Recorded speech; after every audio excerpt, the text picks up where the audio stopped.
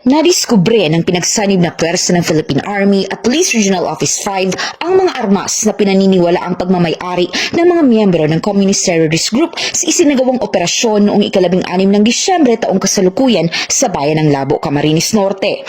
Bandang 1:20 ng hapon, habang nagsasagawa ng pinaigting na security operation sa lugar, natuklasan ng joint operatives ang arms cache na naglalaman ng 25 unit ng M14 rifles, isang M14 rifle, upper receiver, 2,000 bala ng 7.62 mm, 15 peraso ng M14 magazines at 41 peraso ng M16 magazines.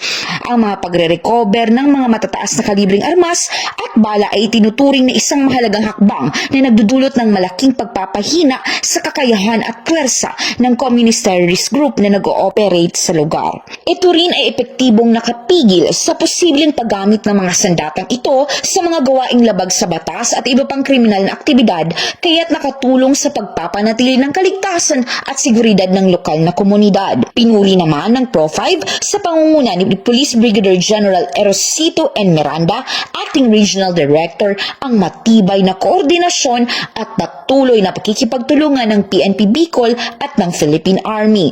Binigyang diin niya na ang magkasanib at tuloy-tuloy na mga operasyon ay nananatiling mahalaga sa paglaban sa insurgency at sa pagpapanatili ng kapayapaan at kaayusan sa buong rehiyon.